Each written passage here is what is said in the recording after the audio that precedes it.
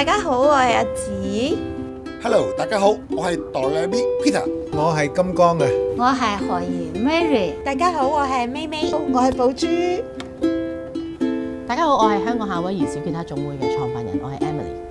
咁咧點解我會將 ukulele 介紹俾視障人士咧？因為我自己都係經歷過咧好大壓力啊工作，咁我係真係用 ukulele 去將自己嘅壓力去減低啦，而且我覺得好有用啦，而且玩呢個樂器嘅時候，沿途我認識到好多好美好嘅人啦，同埋風光，所以我都想將呢樣嘢咧介紹俾佢哋。咁同埋咧，我覺得玩音樂咧，其實好多人都以為係用眼睛多啲，其實唔係，係用耳朵多啲。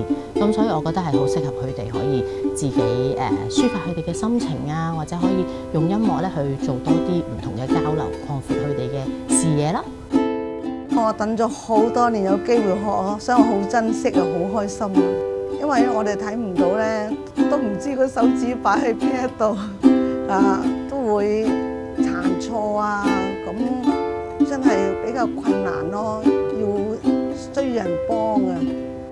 視障同學咧嘅教學咧，其實對我嚟講都係一個好大嘅挑戰，因為我要好清晰咧講到究竟佢哋要點樣去撳啦，點樣去安排啦，點樣去控制手嘅肌肉啦，同埋我都會即係嘗試叫啲同事，喂，你不如合埋眼聽下我講，你做唔做到啦？咁我記得第一堂我就算覺得自己講得幾清楚咧，原來啲同學仔咧都會覺得，喂，老師我唔明，你可唔可以再講再講？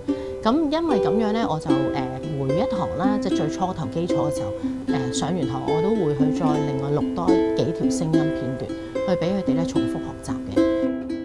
因為係第一次啦，咁老師成日鼓勵我哋唔需要驚嘅。如果彈錯咧，你都唔使驚，你照去就得㗎啦咁樣。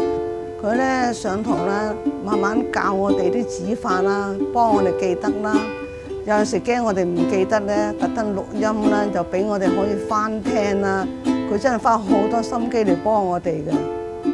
教佢哋咧，我嘅得着就係、當我教翻一啲所謂嘅正常睇到嘢嘅學生咧，有陣時原來佢哋做唔到咧，係因為佢哋冇認真聽。咁我哋都試過有一段時間好 extreme 咧，笑啲同學，喂，不如你攞個口罩揞住對眼啦，你去學啦。咁發覺佢哋真係會聽得比較更加清楚。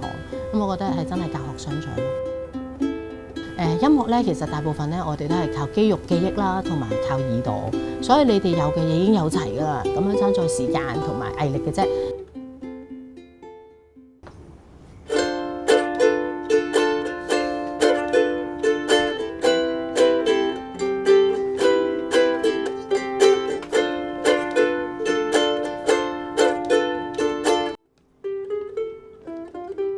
情如暗裏一隻蚊。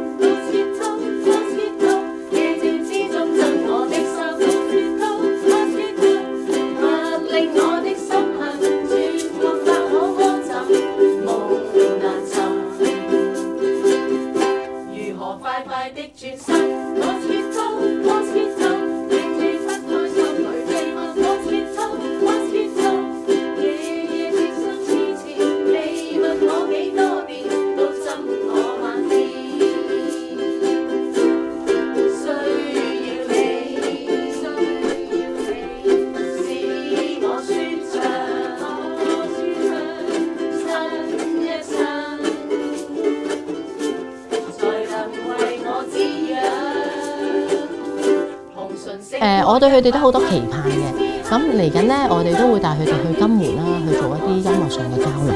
咁我希望呢啲同學咧可以即係透過佢哋呢一班咁嘅先鋒，話俾咧嚟緊咧好想咧用音樂去開拓新嘅人生嘅視障同學咧，俾多啲信心佢。有陣時自己一個人嘅時候，咁我哋彈下啲歌，咁啊自己可以唱下。咁都係一個好開心嘅娛樂啊嘛，所以我都好希望每一個人都有佢哋嘅ukulele咯。